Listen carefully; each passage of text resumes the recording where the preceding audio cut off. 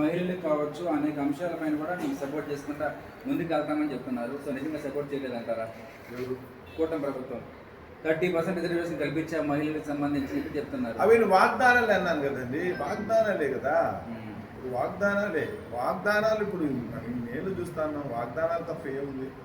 ఏమీ లేదు. ఊరికే డొల్లా మాటలు చెప్పుకుంటా ఉంటారు, గడిచిపోతూ ఉంటుంది. ఎందుకంటే ప్రజలకు ఇంకా కూడా అదేదంటారే బహుజన కులాలు వేలాది కులాలకు వెళ్ళిపోయినారు, వీళ్ళు ఒకటి చేర్చే పరిస్థితి లేదు.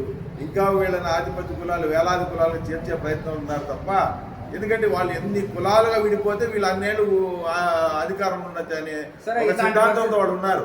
ఇలాంటి పరిస్థితుల్లో ఒక న్యాయవాదిగా ఉన్నటువంటి మీకు ఈ బహుజన కులాలు సపోర్ట్ చేస్తారని చెప్పి అనుకుంటారు.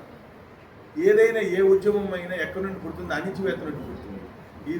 ఈ దేశంలో కానీ రాష్ట్రంలో బహుజన వాళ్ళు అందరూ అణిచివేత ఉన్న వాళ్ళంతా ఒక చోట చేస్తారు, ఇబ్బందుల్లో ఉన్నందరూ ఒక చోట చేస్తారు, అణిచివేత గురైన బహుజనులందరూ ఒకటి చేస్తాం. కాబట్టి మా సిద్ధాంతం ఒకటే, అందరం ఒకటవుదాం, అధికారం పట్టుకుంటాం, ఎవరి కులాల వాటాగా వాళ్ళు అధికారం పంచుకుంటాం.